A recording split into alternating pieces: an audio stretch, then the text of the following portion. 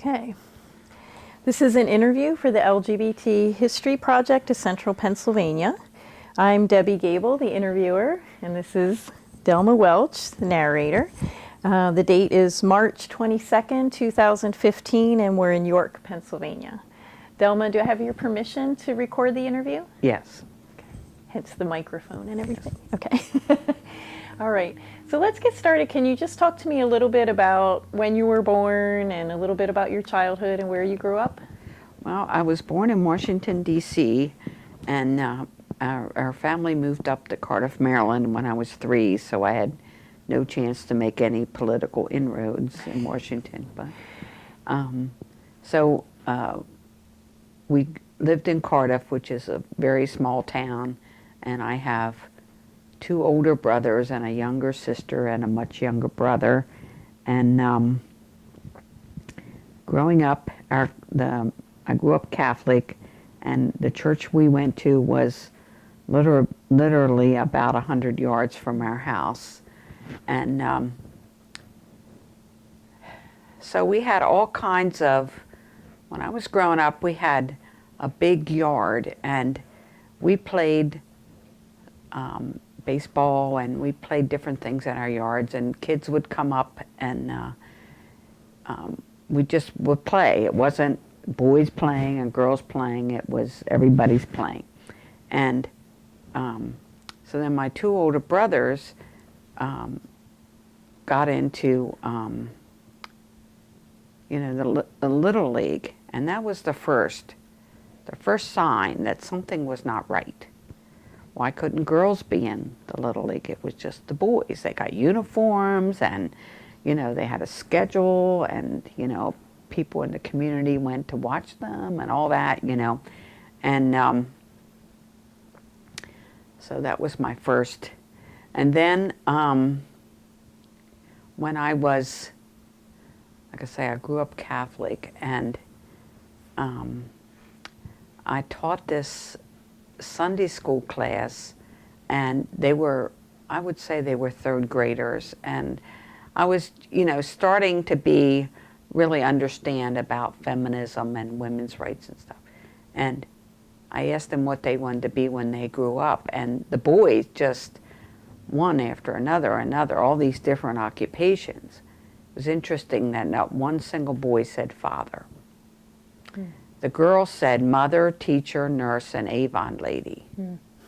And there must have been 10 or 12 girls in the class, and it took all of them to come up with 4 different occupations.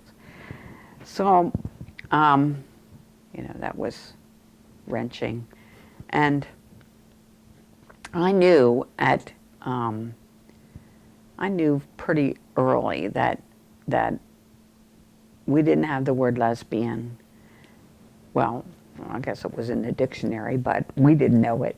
And but I knew that I liked girls, I liked women, but I just didn't come all together exactly what that meant. And I played on sports teams. I played basketball and field hockey, and so as growing up, I was in a lot of things. My sister and I we took tap dancing lessons, and we took baton lessons, and we were poor, but our parents managed to get this, we took piano lessons. So it was a good experience. Swimming lessons at 8 o'clock in the morning, and the water was freezing cold. But anyway, I went through, we had a 1 through 6. We didn't have kindergarten then, and then we went to the high school, which was actually 7 through 12, and that was a really good experience because you got to see kids older than you, and so we got to see the girls play basketball on the teams, and the girls play field hockey, and it was like, that was when you're in 7th grade, and oh man, they're got uniforms, and this is cool, you know. So I was active in all that kind of stuff. And then I met Bob, my husband, on a blind date. Friends knew friends, and we got married, and we have 3 daughters, and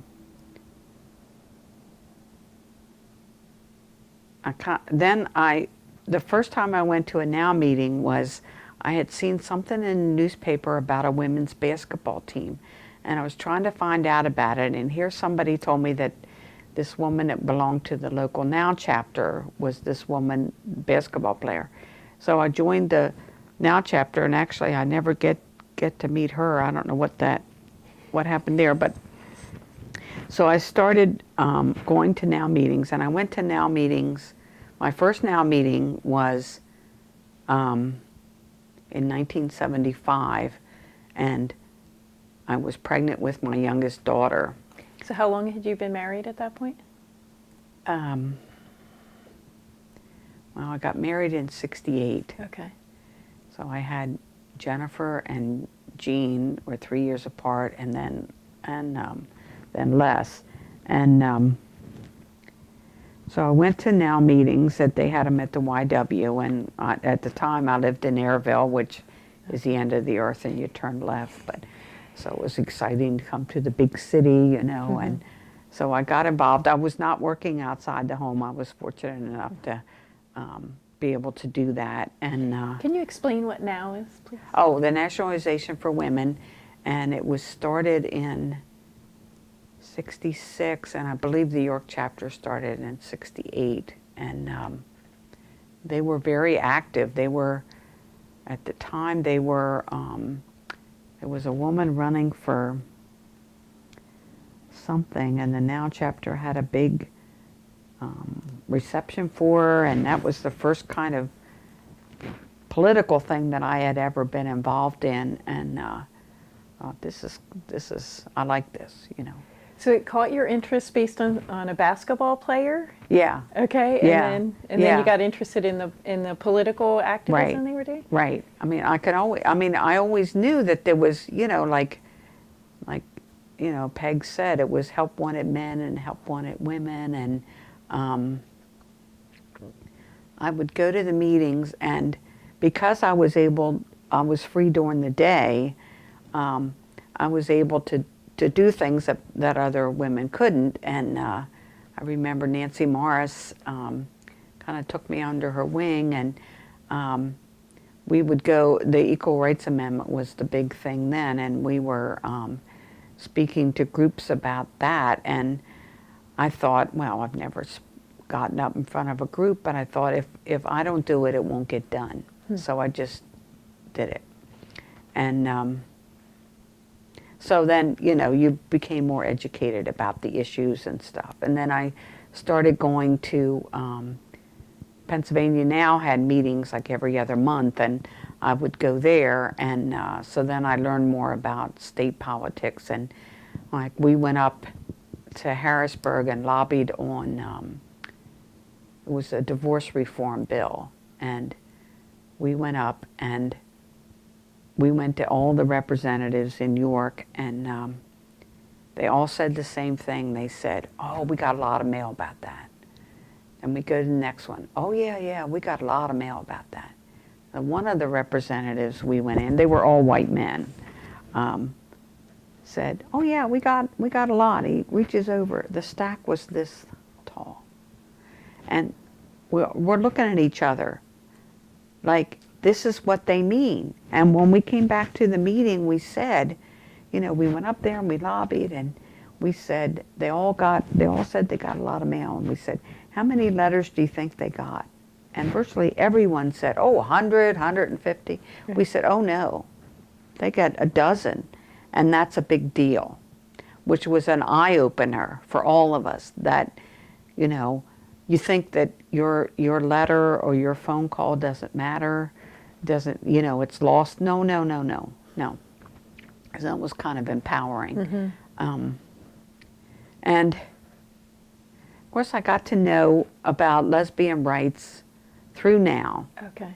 And there was marches, 1987, I think, was a march in Washington on lesbian and gay rights. And I went to that. You know, we had a bus going down, and we had buses that went for the Equal Rights Amendment. And I was even able to volunteer down at the National Now Action Center, it was called.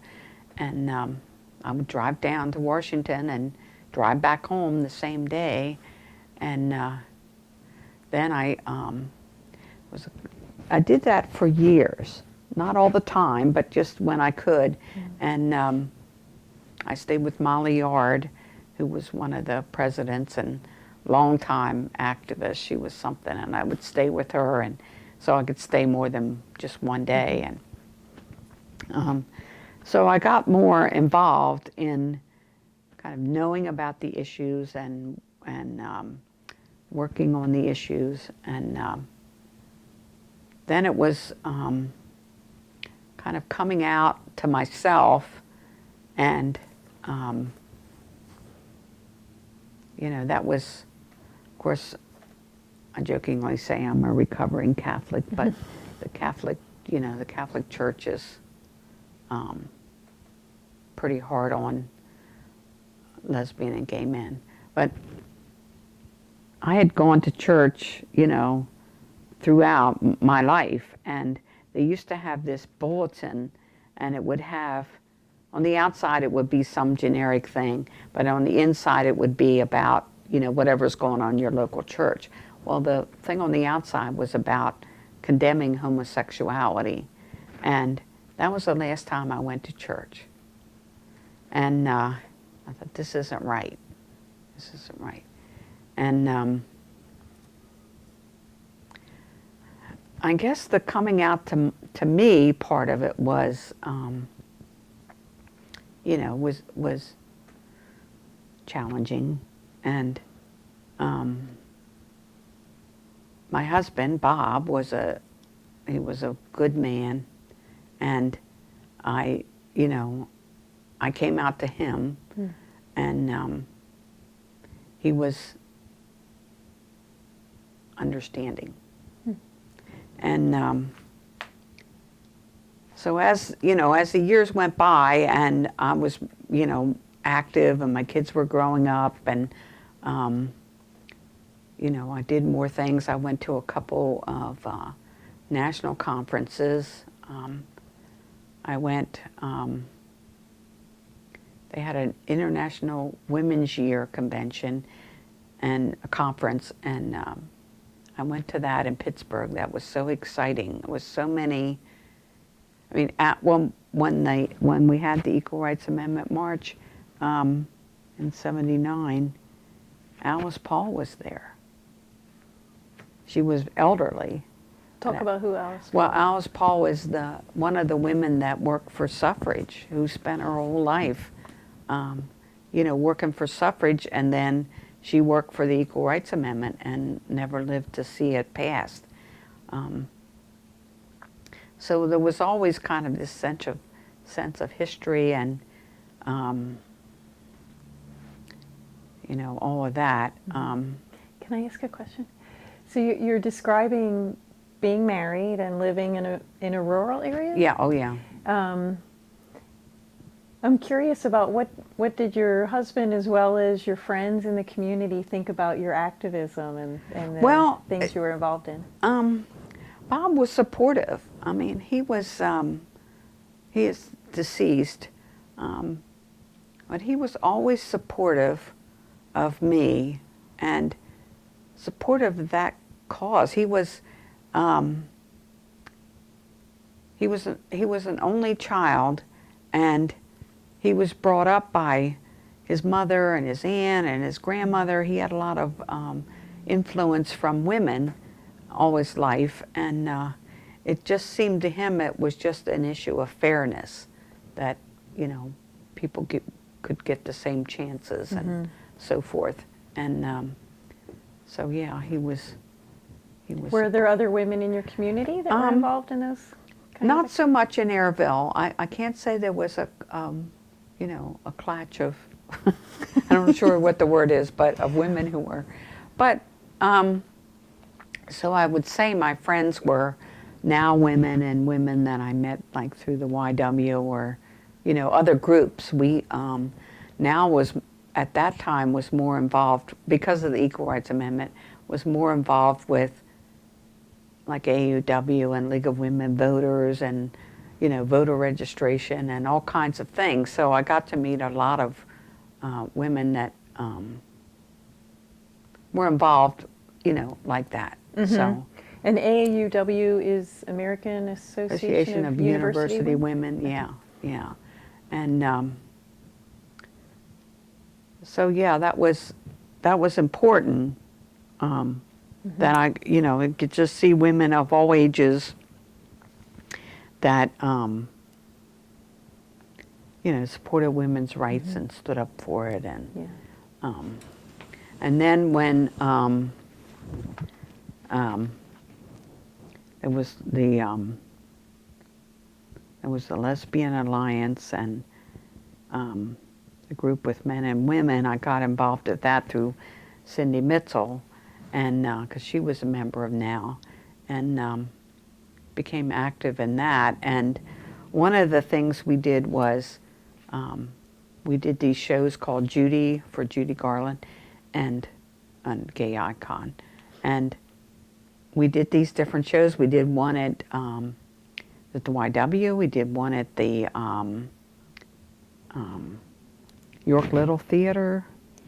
And we even got up there on stage and did this kind of monologue or something, and that was terrifying, but it was fun at the same time. And we raised money for AIDS. That was the main thing, and that was the group that I would say did the most that lesbian and gay men worked together, and you know, it was good. And then we went to, there was these women's festivals. There was Sister Space, and there was one was camp. Anyway, it was two of them, and I had gone to several. And then when Peg and I got together, we went Sister Space. Okay. And we went there, and that was quite an experience because it was hundreds of women on this huge campground, and it was all women, and you know, we had entertainment, and it was vending areas, and it was something. It was really something. And so it was, and like the potlucks that we had here, and it was very important to have the next potluck. So when you were at the potluck, somebody needed to step up and say, you know, I'll have the next one, because otherwise it didn't go. Yeah. Let me back you up just for a minute. So you were talking about being married to Bob, and you said that you came out to him and that he was understanding. So you stayed together then? Yes. At that point? Yes. Okay. Yes. Okay. We got married in 1968, and then when Peg and I, we were married until Peg and I got together. Okay. I mean, we got legally divorced like a year later or something, but yeah. So how long had you been married to Bob? I'd have to do the math in my head, but. You can ballpark it. Okay. I think 23 years. Okay. Because okay. I'm thinking that now, now Peg and I have been together more than, our relationship is longer than the relationship I had with Bob. Okay. So you came out to him, and that was just sharing with him this sense of being attracted to women, or did you have language for it at that point in your life? Did you label yourself as a lesbian, or how did you? Well, I don't think I did at first, but then, you know, as it went along, I did. Yeah. Okay. Yeah. Okay. Yeah. So how did you meet Peg? Well, I met Peg at the YW, and I had been in a consciousness raising group, which is a group of women early on that would meet. There was usually like 8 or 10 women, and I think we got together through now, and we would meet weekly or every other week, and just there was a whole thing that now put out about consciousness raising and about different issues, and we would talk about that. And Helen was in the group I was in, and who was Helen? Helen Groff, then she was the head of the YWCA. Okay. So we got to be, good friends, and so then I came on to the Y as a massage therapist in '86, and then there was this consciousness raising group, and there was this political activism and things going on in New York and stuff. So I would see Helen kind of often. And anyway, then when she got the job at the YW, of course I was there, and so we were talking, and she says, oh, there's this wonderful woman that's going to come in, and she's going to be this in this new job, and she said, you'll just love her. And and well, that's how it all turned out. Right. I met her. They had this annual dinner, and it happened to be that like she was going to start the next week, but Helen had asked her to come to this meeting, and I remember seeing her, and was introduced, and I thought she was really nice, and then I was being a massage therapist. I wasn't there every day, but then I would just I would see Peg in her office, and we would talk, and we got to be friends, and then we would escort over at Hillcrest for abortion, and we would escort the women that would go in, and so Peg was doing this, and I was doing this, and so that was in Saturday mornings, and so after we were done, people would just go home, and I went to Central Market, and I saw Peg, and she was just in jeans and casual clothes, and I said, gee, I don't know that I recognize you when you're not in your dress for success clothes, kidding her. And she said, oh, this is who I really am, this is, and so then she invited me up to her house, and she had a new, Shane was just a year old, and Her grandson. her grandson, yeah. And so I went up, and we just talked, and we just started being closer. And I remember that she had jury duty, and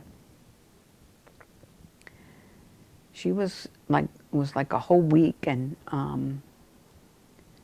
so she would have time for lunch, and so I said, I'll make us a picnic, and we had a picnic down here at Albemarle Park on the bandstand, and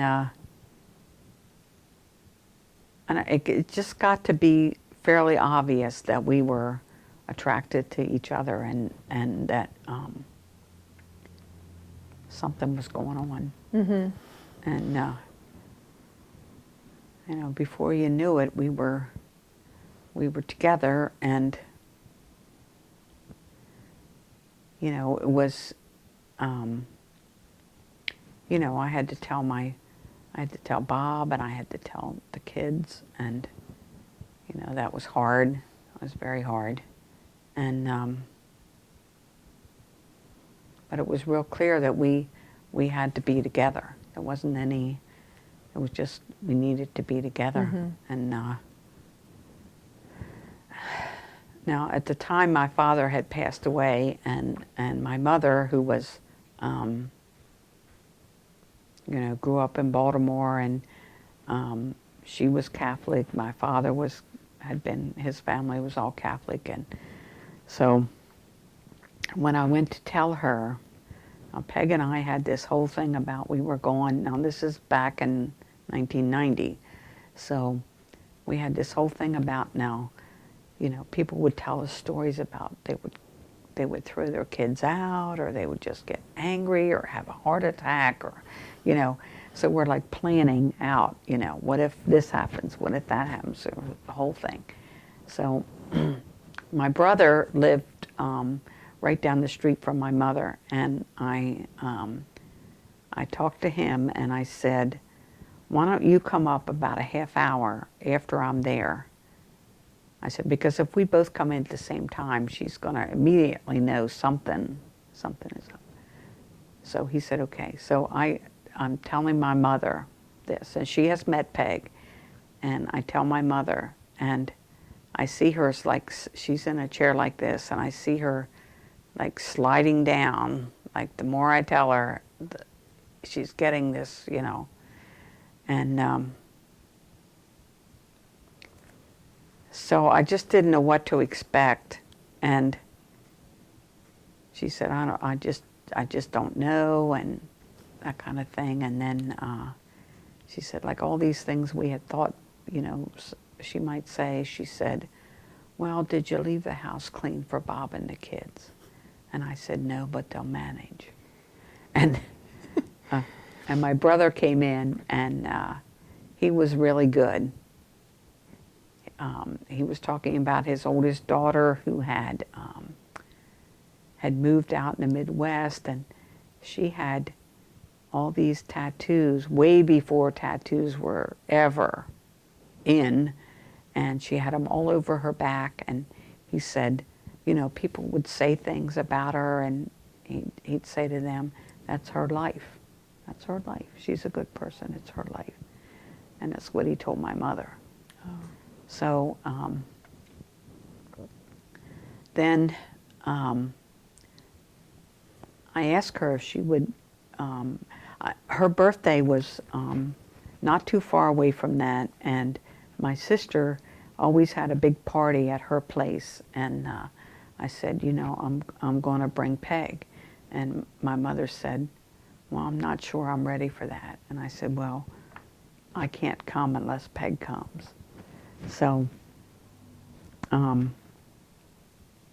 we had even talked about like my mother and I going to counseling and kind of talking it over. And so this might even have been less than a week after this. And my sister was like reluctant, that's being generous, reluctant to have Peg come. And Peg said, we're just going. What are they going to do? They're not going to be impolite. And so we went, and we had cousins there, and it was kind of a big deal, always a big deal. And we had crabs. That was the big thing, crabs and shrimp. And of course, my mother grew up in Baltimore, so they were big on crabs and stuff. So we were sitting around on this picnic table, and my mother was showing Peg how to do the crabs, showing her right there. And then my mother went in to the house to get something, and she leaned over and she put her hand on Peg's shoulder and said, would you like anything? So it was like, so that was, then my mother and Peg, my mother played pinochle. She was very big on pinochle, and Peg knows how to play. I sort of half know how to play, but we used to go down there and play cards with her, and she got to be very accepting. That's nice. Mm-hmm. Yeah. So you started to talk a little bit about some of the groups you were involved with. You mentioned the Lesbian Alliance. Can you talk more about that? Well, that was a group of women who had been with the group where the men and women were, and they were just, I think people get the misconception that gay men and lesbians have a lot in common. No, they don't. No, they don't. It is two different worlds, and we just felt like we needed our own space and, our issues and stuff like that. So we even talked about, now this would have been in the early 90s, whether we could use the word lesbian.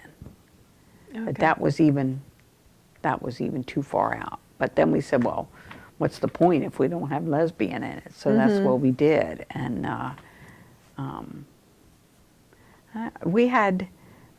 I guess it was more like gatherings and coming out thing that we put in the paper. And we also had a woman that from Lidditz that is a financial planner, and she's a lesbian, and a couple times she came here and women came that, she kind of gave a primer on financial, things, and that was very helpful. And I think we just had a lot of, in all of these groups, I think we just had a lot of getting together, and like Peg said about the space that, you could go there and everybody was a lesbian and everybody was, it was nice. It was nice. And it just seems like it's harder to do that, much harder to do that now, because things have progressed. But it's nice when lesbians can just get together and do things, and we've all shared the same experiences. You had mentioned the show, the Judy show, that was a fundraiser for AIDS. Is there anything else about the time of the AIDS crisis that you remember? Oh, well, yes. We went down to see the quilt on the National Mall, and that was heartbreaking. It was part of the march where we got married in front of the IRS, and they had all these patches of quilts, and they even had them at Penn State in York. It was traveling, and they would go to different, I guess mostly colleges, and we went over for that, and they would try to get the squares that were from that particular, when the person was from that particular area. So usually family members made the Yeah, panels, right? yeah. As a commemoration for someone's Right. life who had passed from it. Right, and they were all pretty much, about that big, that wide, and quite a collection of imagination, and some were just the picture of the person and the dates and this and that, but some of them were pretty. There was mementos on them, and they were very certainly individualized. And I can remember that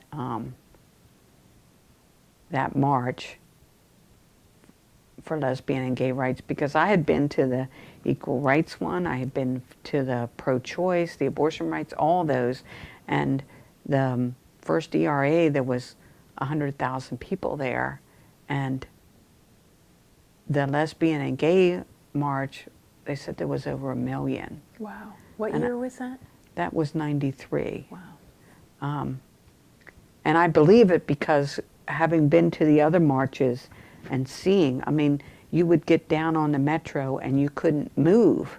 There was so many people there. They had extra trains and all this, and it was just jam-packed, And there's, I think it's called Metro Center, and it's where the northeast, south, and west intersect, and it's a huge, huge metro stop. And the Parents and Friends of Lesbian and Gays, PFLAG, always would meet when there was something going on, and so they met before this march.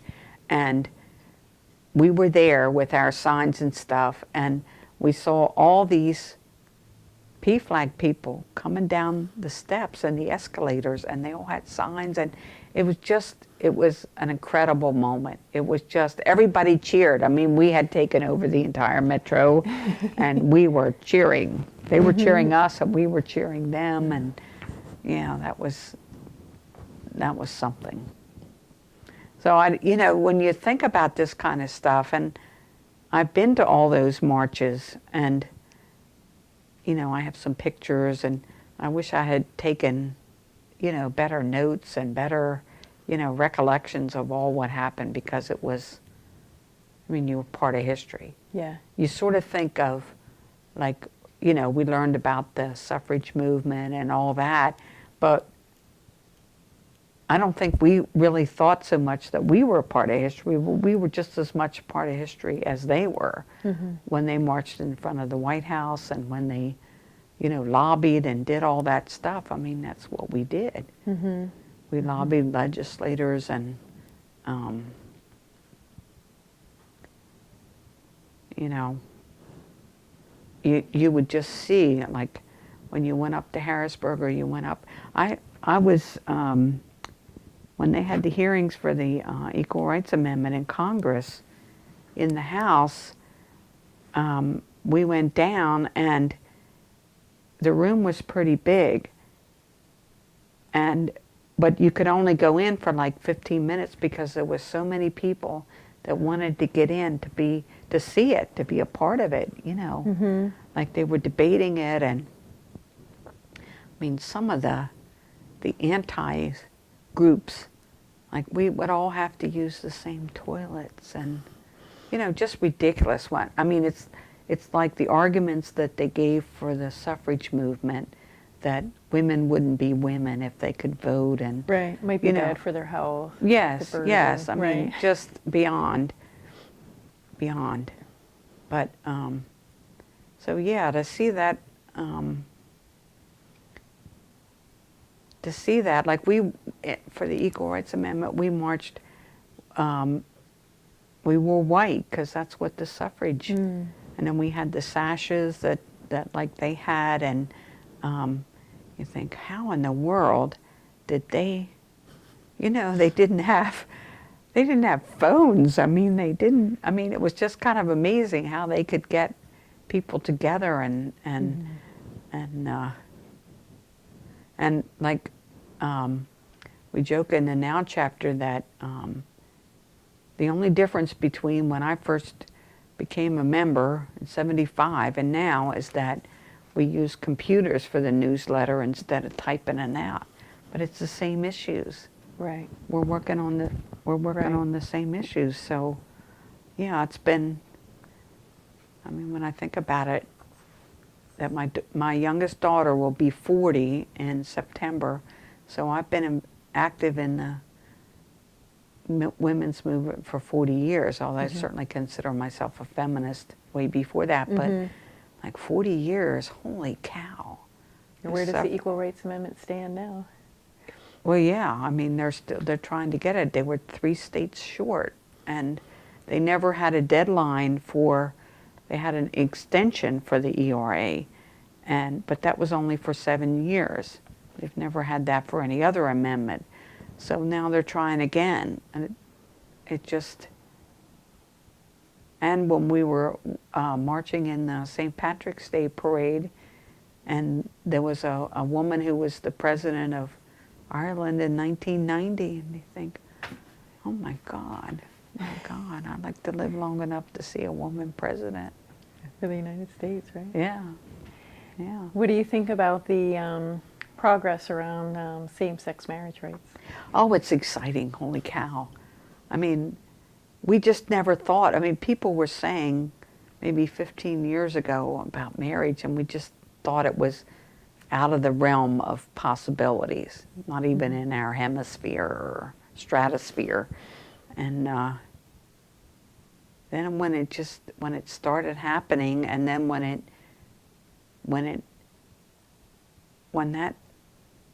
happened here, when it happened in Norristown, like, holy cow, it was just like, man, this guy's got guts, he's an attorney, and he's looking at the Constitution saying, how in the world did they pass anti-gay stuff in the first place? And And the man you're talking about was, I forget his position, a recorder of deeds? Was that? Register of Wills, I think. Oh, okay, Register of Wills. Yeah. Okay, in Norristown. Yeah. Mm-hmm. And so we went down there, and it was when we had gone to Canada, we went to the lawyer's office first to get the papers, and then there was we said, well, the taxi brought us from the airport, and we said to the driver, you know, should we just have you wait here, and you know, we're going to the courthouse? And he said, oh no, you can ride the streetcar. It's right up the street here. You go in this little store and get a ticket. So that's what we did, and we got on, and of course I'm telling everybody we're going to get married, you know. Of course. And so they're all very nice, you know, congratulations. And we see a lot of people from the United States come up here. And so then they said, oh, the courthouse just up the street, not far, you know. So we went a few blocks, and then all these people got off, and there was this very ornate building. So we get off, and we go up, and there's security and stuff. And they asked us what we were there for, and we said, well, we're getting married when we get the marriage license. And he said, oh, this is not the right one. This is for criminals. It's the next one up.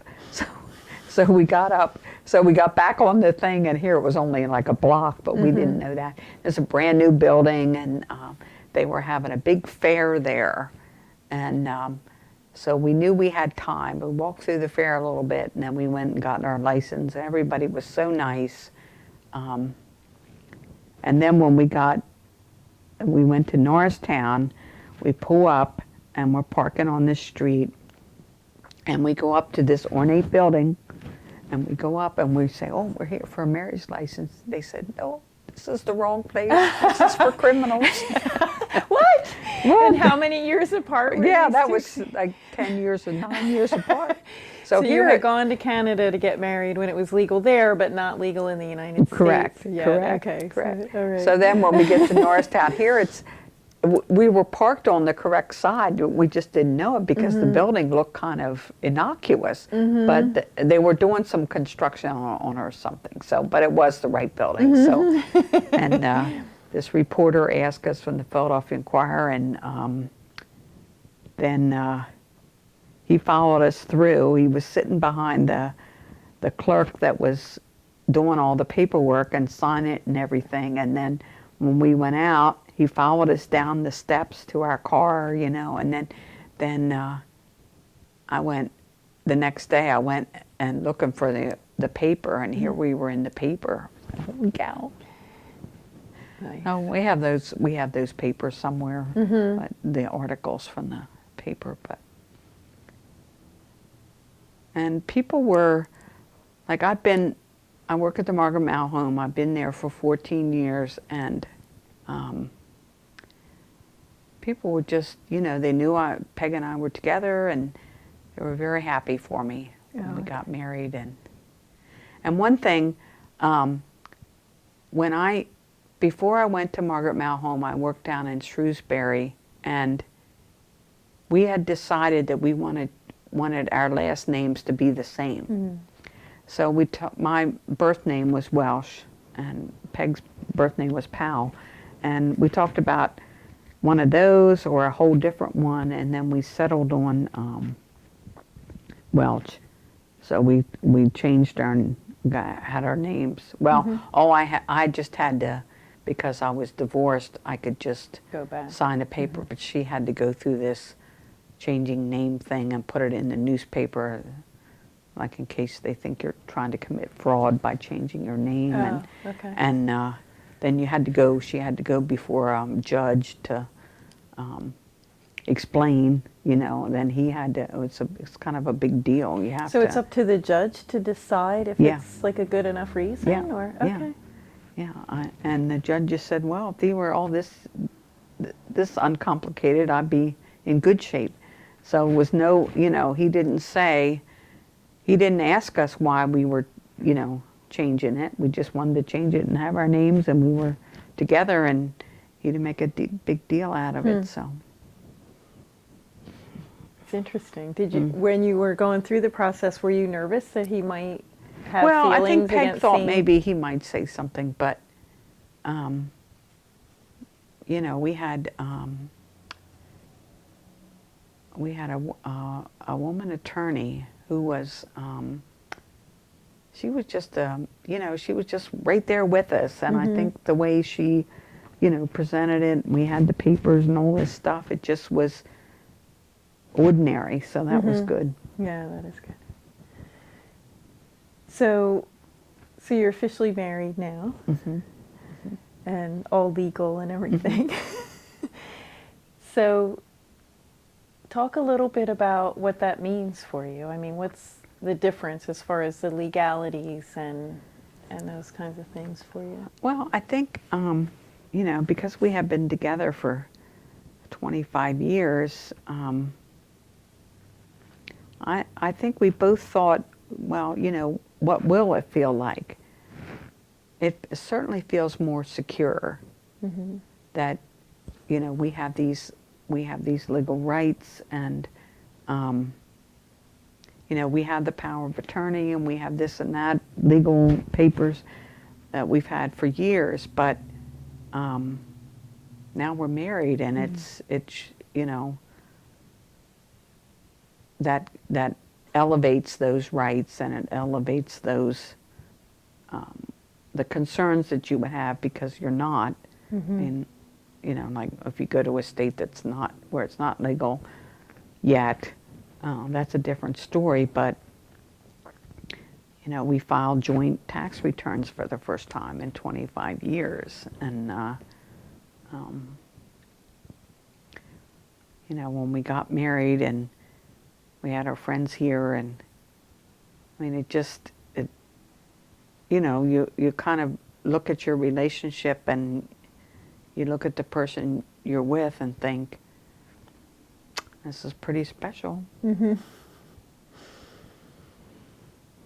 you talk about power of attorney and those kind of legal papers, I was wondering if you would want to share about, I know you had an experience with a hospitalization where it was Right. very difficult. Do you want Right. to, is it okay to talk about that? Yeah. What happened was,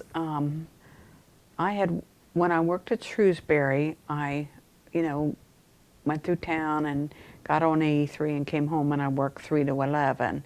And I stopped at this little convenience store to get something to drink, and I always put my seatbelt on, but I must have just not even realized that when I come back out of with the drink, I didn't do it. And I went down the road and then turned on 83, and I don't remember anything else except waking up in the ambulance. And it was, I hit another car somehow, and I woke up and I looked around, and I could see I was in an ambulance. I thought, oh man. And I knew it was an ambulance because a couple of weeks before that, one of the residents at Shrewsbury where I worked, they were leaving just as we were leaving from work. They were going up to York Hospital with us. So it's all lit up, inside, and I could see inside. I was following them.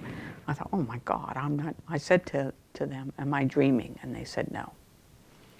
So I had, hit the windshield, and my glasses came off, and, there was cuts in my head and stuff, and I was unconscious.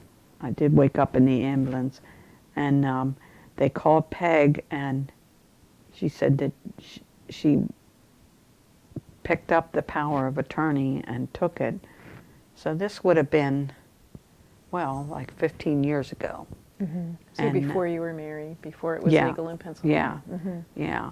So she went in there, and we had, when you go to doctors, who is your next of kin, or who do we contact, and we had each other.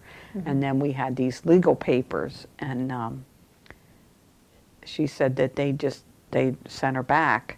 They didn't give her a hard time. We certainly heard horror stories of where a couple would been together forever, and they want a blood relative there. And So that was, the way it could have been. It went, luckily, like if a nurse or a doctor or somebody would say, well, we don't count that, you Right. can't come back, kind of thing, would Right. have been. And that's just an added worry to a very Right. difficult experience. Right. Yeah. Right.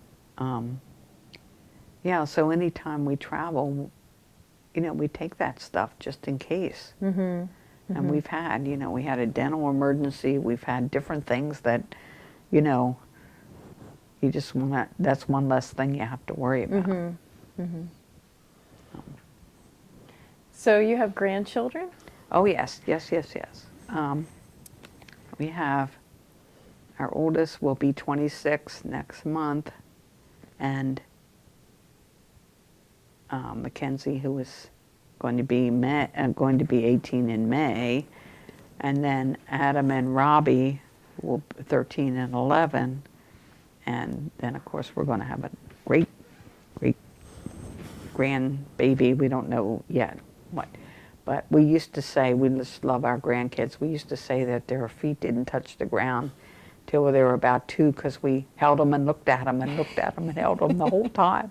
And I can remember when Jean lived outside Delta when Mackenzie was born, and I would go from York to Delta to see Jean and Mackenzie, and then I would rush off to work.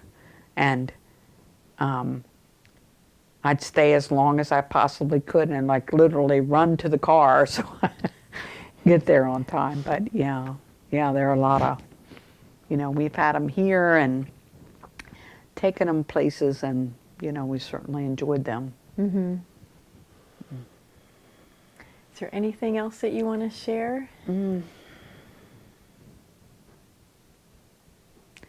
Well, I would just say that, Peg said about that being a lesbian is a good life. It sure is.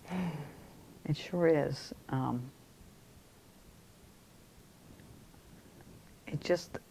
There's just things that a lesbian couple can count on each other and know the experience of being a woman and that kind of thing, that